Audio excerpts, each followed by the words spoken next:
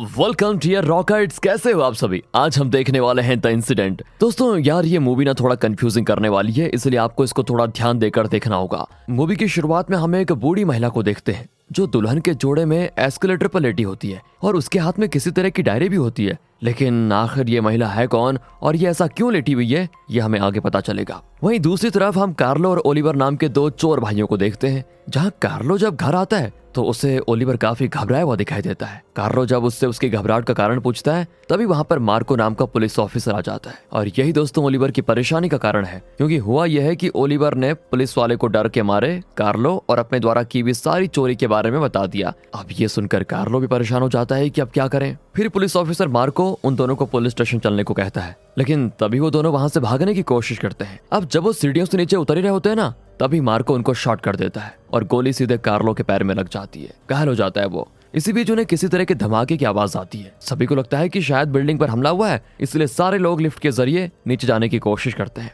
पर दुर्भाग्य से दरवाजा ही नहीं खुलता। तब वो लोग सीढ़ियों से नीचे जाने का फैसला करते हैं। अब आप ध्यान से देखिए, हैरानी की बात यह होती है कि वो जितनी भी बार नीचे जाते दोबारा उसी जगह पर आ जाते, वहीं पर जहां कार्लो को गोली लगी थी। ये देखकर तीनों ही परेशान हो जाते हैं कि ये भूल भुलैया क्या हो गई, वो नीचे नहीं जा पा रहे हैं। ओलिवर तो बेचारा अपने भाई के लिए परेशान होता है कि अगर कार्लो जल्दी से हॉस्पिटल नहीं पहुंचा तो उसकी जान भी जा सकती है। मगर पुलिस ऑफिसर मार्को उनसे कहता है कि ये तुम्हारी बिल्डिंग है, तुम्हें यहाँ से बाहर निकलने का रास्ता पता होना चाहिए, मुझे जल्दी बताओ वरना मैं तुम दोनों को शूट कर दूंगा। लेकिन ओलिवर और कार्लो दोनों खुद ही परेशान थे कि उस धमाके के बाद न जाने इन्हें क्या हो गया कि बिल्डिंग खत्म होने का नाम ही नहीं ले रही। साथ ही इतनी बार ऊपर नीचे करने की वजह से इन्हें प्यास भी काफी लग जाती है। इसलिए मार्को वहां पर मौजूद एक वेंडिंग मशीन को तोड़कर उसमें से पानी और चिप्स ले लेता है ताकि थोड़ी बहुत प्यास बुझा पाए। अब ऐसे ही बिल्डिंग में फंसे हुए कुछ दिन गुजर जाते हैं, लेकिन अब तक वो वहां से बाहर नहीं निकल पाए। साथ ही कार्लो की तबीयत और ज्यादा खराब हो चुकी है। ऐसा लग रहा है कि मानो अब वहीं पर दम तोड़ देगा। तब मार्को ओलिवर से कहता है कि मुझे माफ कर देना, मैंने जानबूझकर कार्लो को शूट नहीं किया। फिर मार्को ओलिवर को अपने परिवार के बारे में भी बताता है कि मेरा परिवार घर पर मेरा इंतजार कर रहा होगा,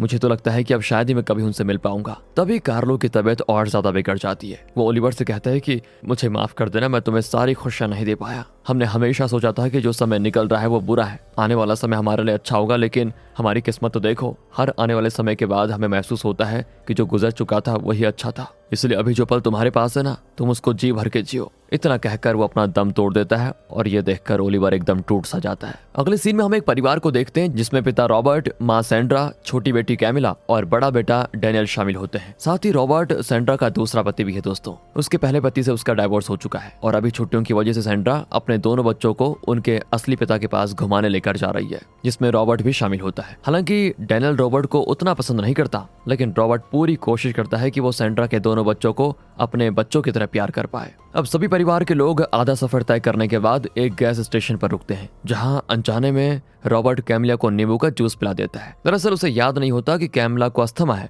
और नींबू से उसे अस्थमा अटैक आ सकता है, और होता भी दोस्तों बिल्कुल ऐसा ही है। जूस पीते पीते कैमिला को अस्थमा आ जाता है। अब ये देखकर सैंड्रा और बाकी सभी घबरा जाते हैं। फिर जल्दी से कैमिला का इनहेलर ढूंढने के लिए जाते हैं, क्योंकि उसे सांस लेने में ना बहुत तकलीफ हो रही थी। लेकिन जब रॉबर्ट अपने जेब से इनहेलर निकालने की कोशिश करता है तो गलती से उसके हाथों से वो नीचे गिर जाता है और उस पर पैर रखने की वजह से वो टूट भी जाता है। अब ये देखकर रॉबर्ट घबरा जाता है कि अब कैसे बचाएं उसको। साथ ही सैंड्रा एक्स्ट्रा इनहेलर भी नहीं लेकर आई थी। वो रॉबर्ट से कहती है हमें वापस चलना होगा, कैमिले की तबीयत ज्यादा खराब हो रही है। लेकिन जैसे ही वो सभी ने वापस जा रहे होते हैं तभी उन्हें किसी धमाके की आवाज आती है, लेकिन वो सभी इस पर इतना ध्यान नहीं देते और घर की ओर निकल पड़ते हैं। लेकिन धमाके के बाद ही उनके साथ भी ओलिवर और बाकियों की तरह वही चीजें रिपीट होने लग जाती है। वो जिस गैस स्टेशन पर थे ना, वो बार बार उसी के पास आ जाते हैं। उन्हें भी समझ नहीं आता कि आखिर ये भूल भुलैया वाला क्या सीन हो रहा है। ऊपर से कैमिला की तबीयत और ज्यादा खराब हो जाती है। इतना ही नहीं, उनके साथ एक और हैरान कर देने वाली चीज होती है। उनकी गाड़ी में जो घड़ी होती है ना, उसके हिसाब से रात के 7 से ज्यादा हो चुका है, पर अभी भी सूरज सर पर होता है। इस चीज से ये सभी घबरा जाते हैं कि ये हो क्या रहा है आखिर। साथ ही पूरा गैस स्टेशन भी खाली होता है, जहाँ उन्हें कोई मदद नहीं मिलती। लेकिन हाँ, वहाँ खाने पीने की चीजें जरूर मौजूद होती है। अब जैसे जैसे समय बीतता है ना, कैमिला की तबीयत उतनी ही ज्यादा खराब होती जा रही होती है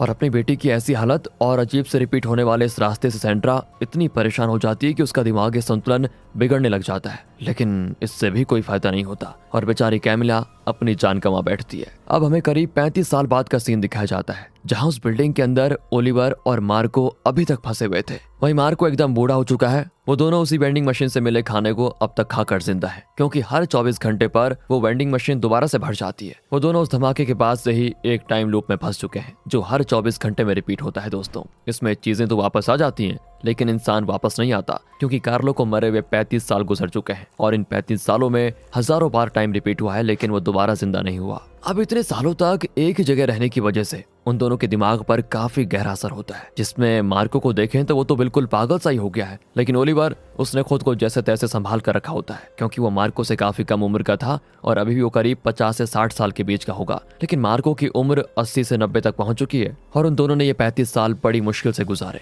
जहां वो दोनों पूरी तरह से बिल्कुल अपनी हिम्मत हार चुके हैं, क्योंकि अब वो कभी भी यहाँ से बाहर नहीं निकल पाएंगे। दूसरी तरफ हम रॉबर्ट और उसके परिवार को देखते हैं, जिसका परिवार भी 35 साल से वहीं पर फंसा हुआ है। वो लोग भी गैस स्टेशन से मिली चीजों से अपना गुजर बसर कर रहे होते हैं, क्योंकि वहां भी चीजें 24 घंटे में रिपीट होकर वापस आ जाती हैं। लेकिन कार्लो की तरह कैमिला भी दोबारा जीवित नहीं हुई। तो वहीं डैनियल ने इनहेलर का पूरा पहाड़ बना दिया होता है, क्योंकि इनहेलर धमाके के कुछ टाइम पहले हुआ था और हर 24 घंटे के बाद इनहेलर उनके पास वापस आ जाता है। लेकिन कैमिला वापस नहीं आती, क्योंकि जब उसे अस्थमा का अटैक आया था तो वो 24 घंटे तक अपने आप को जीवित नहीं रख पाई थी, वरना अगर वो जिंदा रह जाती तो 24 घंटे के बाद फिर से इनहेलर वापस आ जाता, जिससे उसकी जान बच सकती थी। अब हम डैनियल को देखते हैं, जिसका चेहरा अब तक हमको दिखाया नहीं गया था वैसे, लेकिन जब हम उसको देखते हैं तो वो कोई और नहीं बल्कि मार्को ही होता है। जी हाँ, वही मार्को जिसने कार्लो को बिल्डिंग के अंदर शूट कर दिया था। पर ऐसे कैसे हो सकता है, ये तो हमें आगे पता चलेगा। आप हार मत मानेगा दोस्तों, ये आगे देखिए पूरा। अब कुछ टाइम के बाद दिखाते हैं तो सैंड्रा भी मारी जाती है, जिसकी वैसे कुछ सालों पहले से हालत ठीक नहीं चल रही थी। उसने बोलना तक बंद कर दिया था, अब बेचारी की जान जा चुकी है।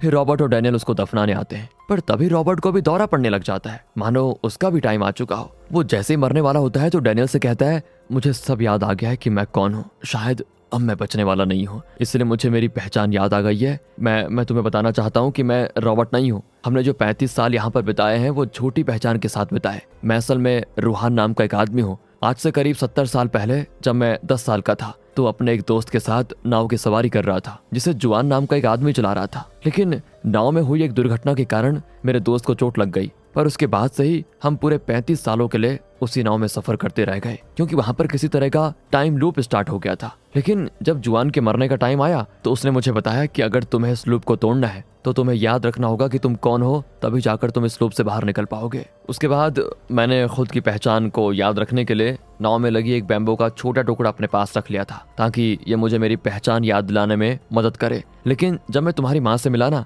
तो उसके बाद मैं सारी चीजें भूलने लगा और उस बैम्बू के टुकड़े को भी मैंने हमारी रोड ट्रिप के टाइम गाड़ी से बाहर फेंक दिया। उसके बाद ही हमारा टाइम लूप स्टार्ट हुआ है। यानी कि दोस्तों, लूप धमाके से नहीं बल्कि रॉबर्ट के बैम्बू के उस टुकड़े को फेंकने के बाद से शुरू हुआ, क्योंकि उसने धमाके से थोड़ी देर पहले उस टुकड़े को फेंक दिया था, जिसके फेंकते ही रॉबर्ट ने अपनी रूहान वाली पहचान को भुला दिया, जिस वजह से वो दोबारा इस लूप में फंस गया। अब रॉबर्ट डैनियल से कहता है कि तुम्हें भी याद रखना होगा कि तुम कौन हो, वरना तुम भी मेरी तरह 35 साल के लिए इस लूप में फंस जाओगे, और जब तुम्हारा मरने का टाइम करीब आएगा तब तुम्हें तुम्हारी पहचान याद आएगी। अब इसके बाद हम उसी बिल्डिंग का सीन देखते हैं जहां बूढ़ा मार्को, जो कि असल में डैनियल ही था, उसके भी मरने का टाइम नजदीक आ चुका होता है। इसलिए वो ओलिवर को समझाता है कि तुम्हें खुद के बारे में याद रखना होगा, वरना तुम भी 35 सालों के लिए इस लूप में फंस जाओगे। लेकिन अब जैसे यहाँ पर ओलिवर को मार्को की बात समझ ही नहीं आती, उसी तरह डैनियल को भी रॉबर्ट की बातें पल्ले नहीं पड़ती और इसके बाद रॉबर्ट अपना दम तोड़ देता है। तो इधर ओलिवर के सामने मार्को भी मारा जाता है। साथ ही दोनों ने मरने से पहले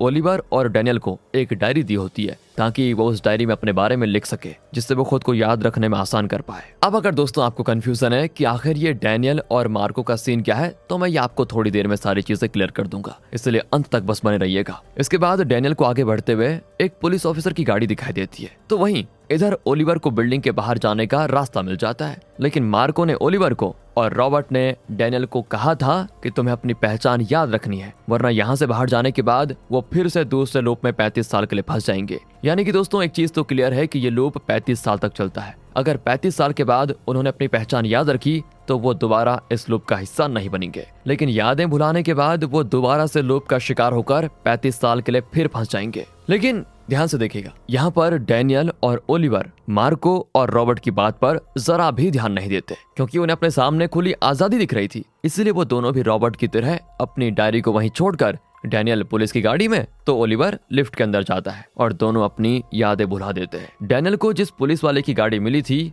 वो मार्को नाम के पुलिस ऑफिसर की थी और अब सारी यादें भुलाने के बाद डैनियल खुद को ऑफिसर मार्को समझने लगता है और वहां से ओलिवर और कार्लो को पकड़ने निकल जाता है, जो कि हमने मूवी की शुरुआत वाले सीन में देखा था दोस्तों। तो मार्को उन दोनों को पकड़ने आया था, ये तो हमने देखा। तो वहां आने के बाद वो फिर से 35 साल के लूप में फंस गया, जहां उसने अपने साथ ओलिवर और कार्लो को भी इस लूप का हिस्सा बना दिया। लेकिन जब 35 साल गुजरने के बाद उसके मरने का टाइम करीब आया तो उसने अपनी सच्चाई ओलिवर को बताई कि वो असल में मार्को नहीं बल्कि डैनियल है, ताकि ओलिवर उस लूप से बाहर आ जाए और दोबारा इस लूप में ना फंसे। पर एक और चीज, जैसे डैनियल ने रॉबर्ट की बात नहीं मानी थी, मतलब इसी मार्को ने नहीं मानी थी, तो ओलिवर भी यहाँ पर डैनियल की बात पर भरोसा नहीं करता। अभी के लिए दोस्तों मार्को और डैनियल एक ही इंसान है, समझ लीजिए। और फिर ओलिवर जैसे ही लिफ्ट के अंदर जाता है वो अपनी यादें भुला देता है, जिस वजह से उसे वहां पर लिफ्ट संभालने वाले आदमी काल का यूनिफॉर्म दिखाई देता है, जो देखकर उसे लगता है कि वो काल ही है और अब से वो फिर लूप में फंस चुका है, जो आगे चलकर काल बन जाएगा। और अब वो जिसको अपने साथ लूप में फंसाएगा